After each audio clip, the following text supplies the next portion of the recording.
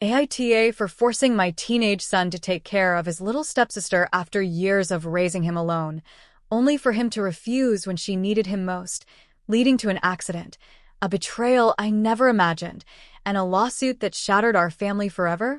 I for forcing my son to take care of his sister after everything that happened. My son Corbin is 16. I've raised him alone since he was 4. When his father decided that fatherhood wasn't on his list of priorities, he didn't disappear completely. Of course, the child support checks would show up, but he wouldn't.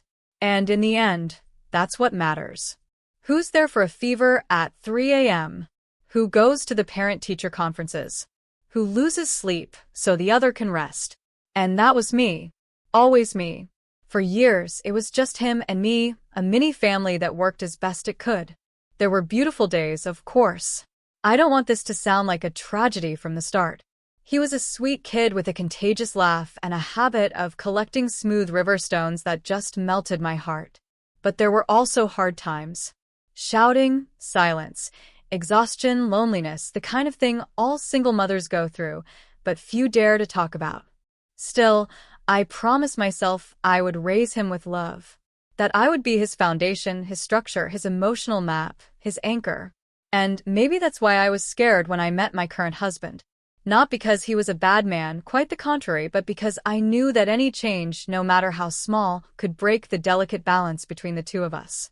He also had a daughter, a little girl, who was just 4 years old at the time. June, a luminous, gentle creature, the kind that enters a room and makes you lower your voice without meaning to. At first, everything seemed to flow. We became one of those blended families that tried to make it work with a shared calendar and house rules held up by magnets on the fridge. There was an adjustment period, yes, but also silent tensions, micro frustrations, long stares. My son didn't protest. He didn't say anything directly, but he started to withdraw, to disconnect, to live more in his headphones and less at our dinner table. I tried to make it up to him. I'd say things like, "You're the oldest. I need you." Or, "She really looks up to you," as if those arguments would strengthen their bond, but he didn't see her as a sister. And maybe I didn't know how to introduce her as one. Maybe I assumed that love could be forced if you wrapped it in enough affection. Maybe I wanted him to take care of her, because I couldn't handle everything, because I needed help, because I was tired. And yes, there were also times when I was hard on him. I asked him to do things that perhaps he shouldn't have been burdened with. I demanded responsibility from him. Maybe I pushed him too hard to be the man of the house too soon. But not out of cruelty. Out of necessity. I didn't hit him. I didn't insult him. I didn't abandon him. But I wasn't a soft mother either. Adolescence arrived and changed everything. He started spending more time with his father, coming back with ideas he never had before. He would question me over small things as if someone had taught him how to read me under a microscope. "You're always in a bad mood. You give June more attention. You don't listen to me anymore." And maybe he was right. Maybe I failed to see how much he was changing and how much I was changing at the same time. One day, he left me a drawing that crushed my heart. It was him, me, and no one else. The two of us holding hands with a house behind us. When I asked him where June was, he said, "That's the house from before." I put it in a drawer, and a month later, I found it torn to shreds in the trash can.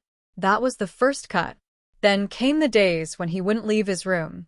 The curt answers, the silence, when he came home from school. And every time I asked him for something, I'd see him look away as if he were simply erasing me. Still, I told myself it was a phase. Every teenager pulls away a little. I told myself I was exaggerating, that one day he would talk to me like before, trust me again, sit at the table without looking at his phone and say, "Mom," without his voice thick with resentment. But those days felt further and further away. Until one of those days, just an ordinary, seemingly harmless day, I asked him for something simple, just a favor. One he had done before, one that didn't seem like a big deal at the time.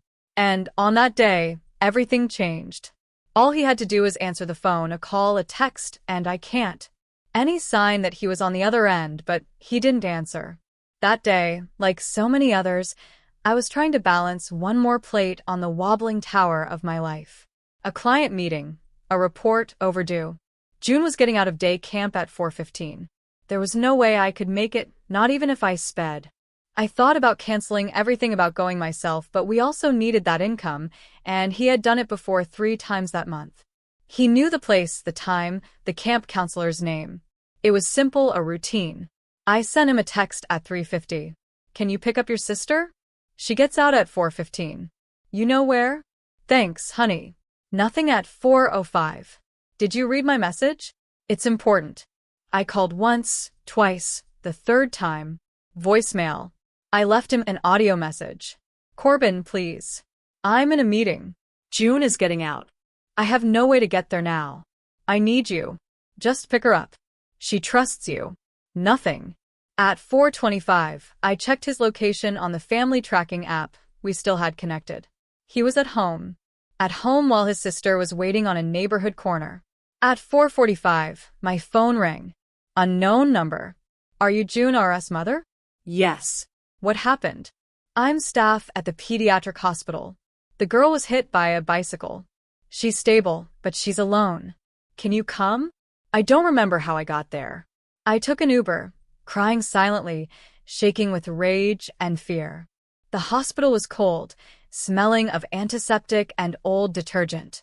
They took me to the emergency room, and there she was, my little girl, on a gurney with one leg in a temporary cast and the other bruised and swollen, dark circles under her eyes, her cheeks wet.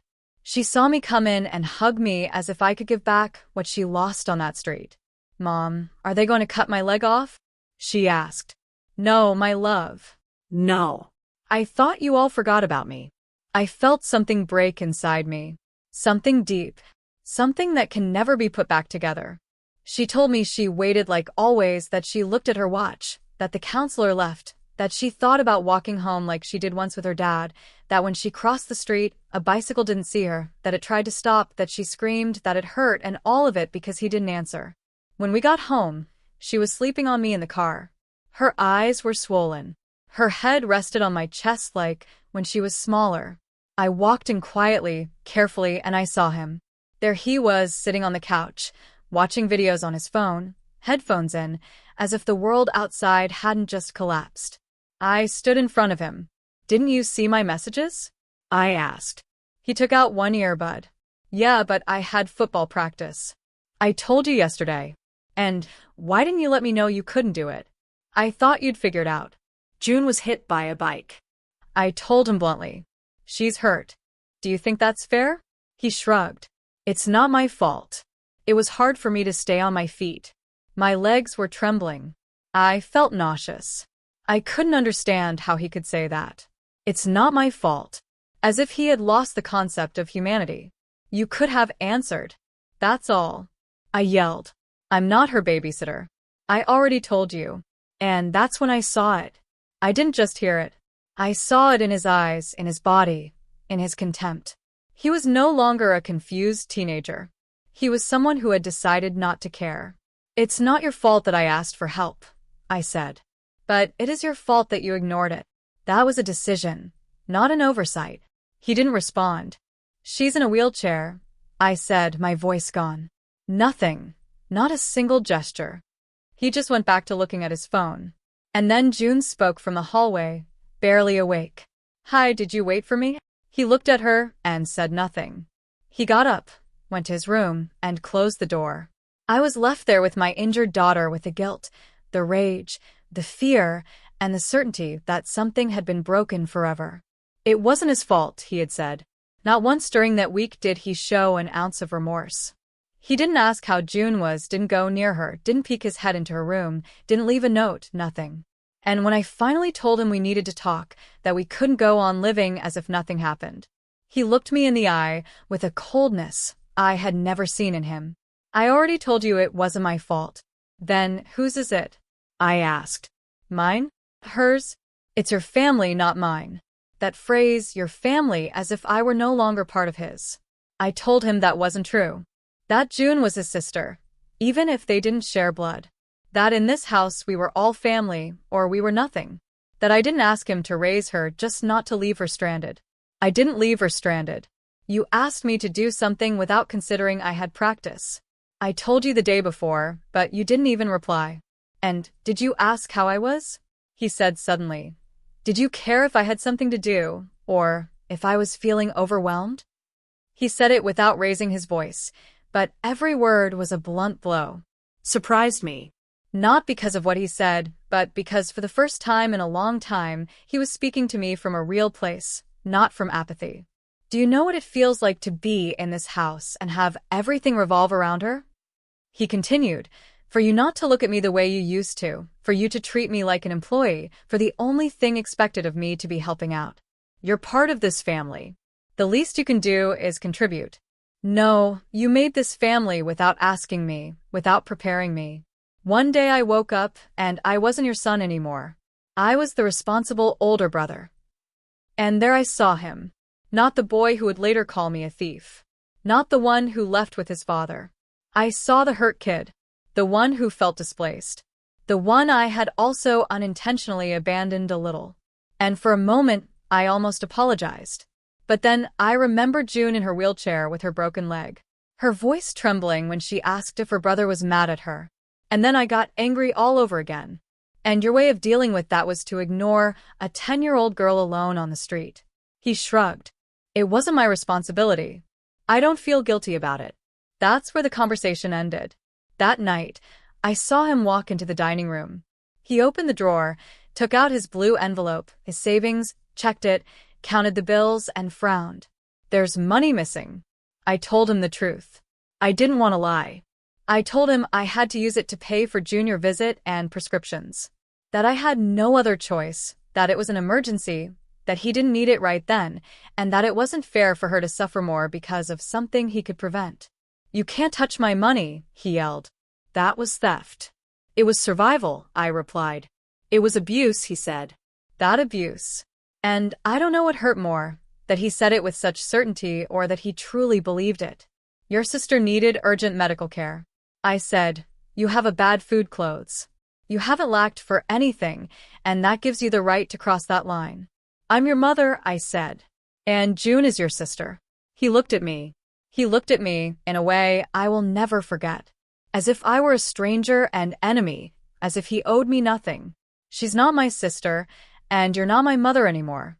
He turned around, and that night, he slept with his door locked. I sat in the hallway. I didn't cry. I just felt an emptiness, so vast I thought I was going to faint.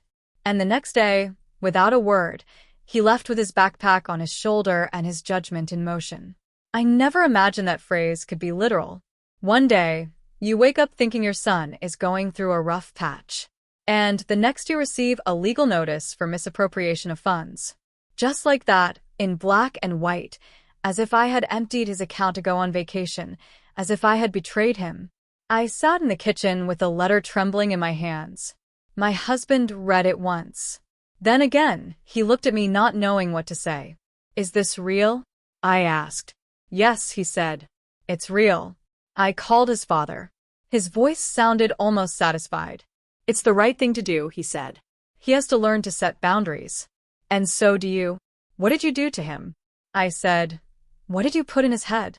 Nothing he didn't already know. I just gave him the tools. Tools?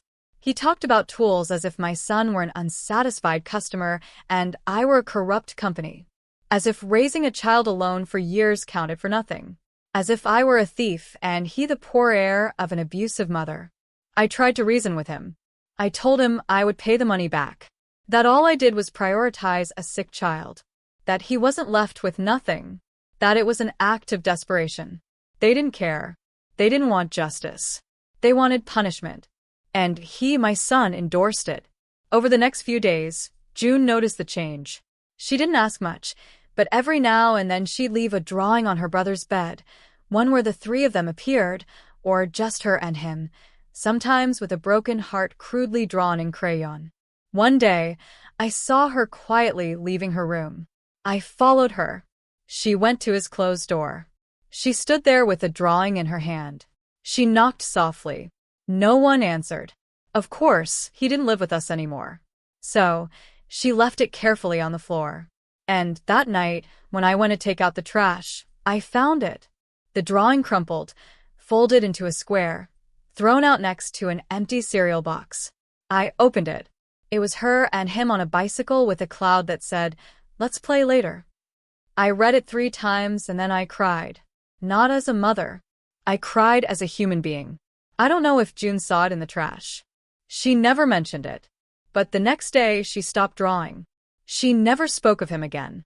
And I started preparing for the worst, because when the court date arrived, I knew this was no longer just a family conflict.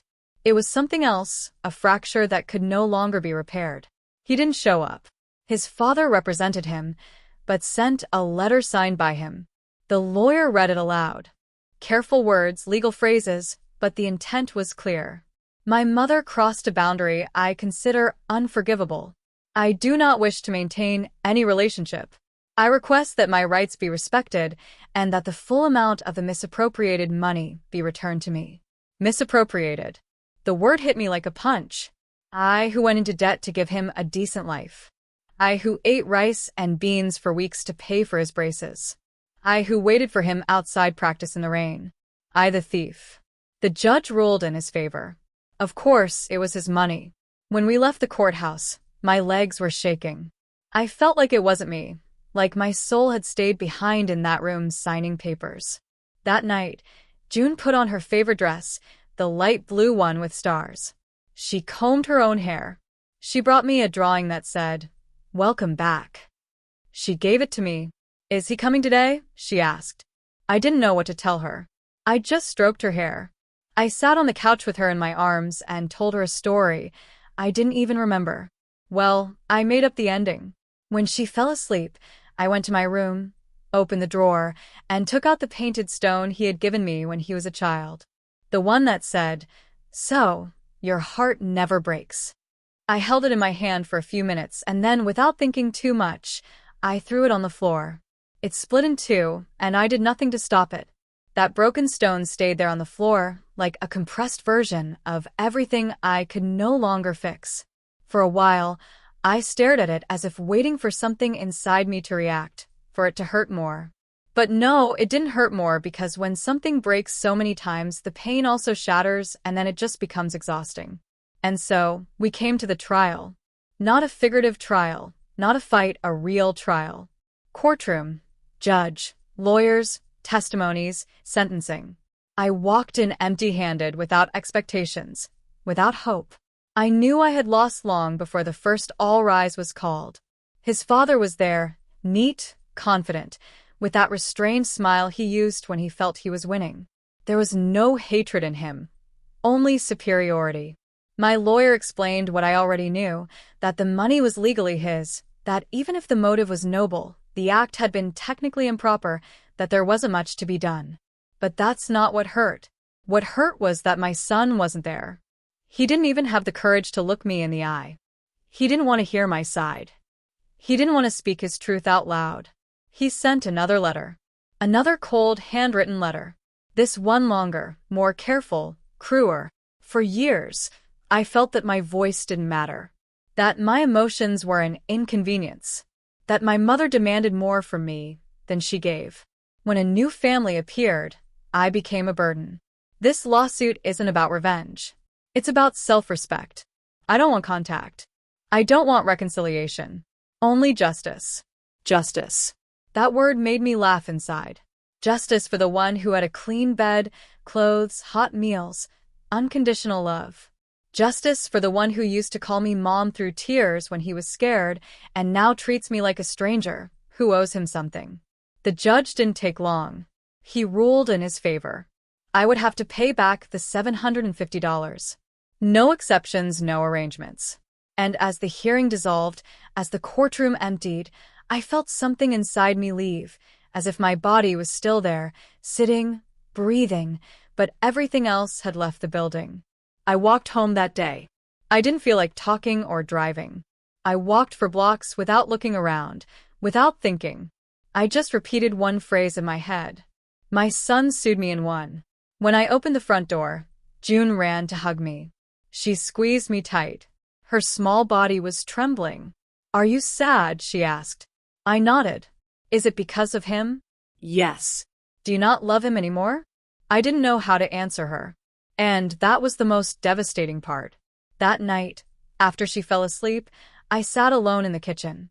I took out the calculator, opened my bank account, and started selling things on Facebook Marketplace, thinking about what furniture I could sacrifice, what shifts I could double up on, what debts I could negotiate. Because love can break your heart, but a court ruling breaks your body. And when there was nothing left to think about, I went to the drawer where I kept his childhood memories, the clay handprint from kindergarten, a notebook with drawings, a letter that said, "Mom, you can do anything." I tore them up one by one. I tore them in silence, without hatred, without tears, like someone burning old clothes to keep from freezing. Because that trial didn't just take my money. It took my history. It took away my ability to keep saying my son without the words getting stuck in my throat. And at the very end of it all, as I was about to get into bed, June tiptoed into my room. She got into bed, hugged me from behind, and whispered, "I'm not going to leave." "Yes, no, my love, you won't." She fell asleep, and I stayed there staring at the ceiling, wondering at what point I became a woman who needs her 10-year-old daughter to promise she won't abandon her. And the worst part is that her promise already hurt more than any lawsuit, because I know that love isn't always enough. And sometimes even the person who says they love you most also leaves you. But that doesn't make you the bad guy. For months, no years, I told myself I did everything wrong, that I demanded too much, that I suffocated him, that I expected things I had no right to, that I was unfair, overbearing, harsh, that I pushed him, that I broke him. That's what they want mothers to think, isn't it? That everything bad that happens with our children is our fault. Because we didn't know, because we didn't see, because we didn't set the right example, because we chose wrong. Because we didn't sacrifice enough, because we were human. But not anymore. Today, I can say it without trembling. I'm not the bad guy. Not for asking for help. Not for expecting empathy. Not for using part of his savings to keep a 10-year-old girl from suffering more. Not for breaking down. And above all, not for surviving. I wasn't perfect. That was never in question. But I wasn't the villain of this story either. The villain was comfort. It was indifference. It was the selfishness that grew, watered by a father more interested in giving his son a voice than in teaching him how to listen. It was the childish pride that grew into an adulthood without values. My son wasn't the victim of a negligent mother.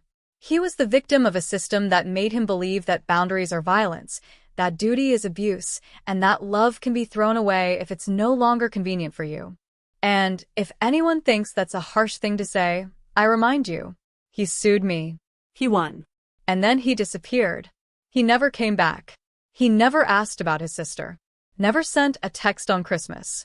Hasn't crossed the threshold of this house in a year. And I finally have stopped waiting for him. Not because I don't love him. God, I wish it were that simple. I stopped waiting for him because I understood that what I lost doesn't want to be found. June keeps growing. She hugs me every night. She tells me thank you when I make her dinner, even though I don't ask her to. She leaves me notes in my planner that say, "I love you more today than yesterday."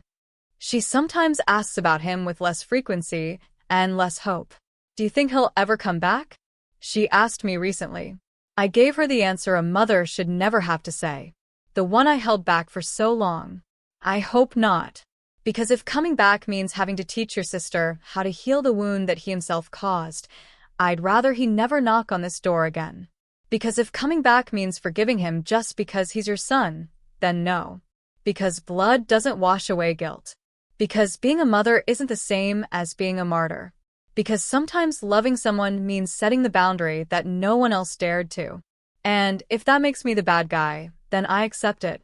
But at least this time I say it without fear. I'm not the bad guy. And that's the end of it. If you liked it, don't forget to leave a comment and support the channel by subscribing. See you in the upcoming stories.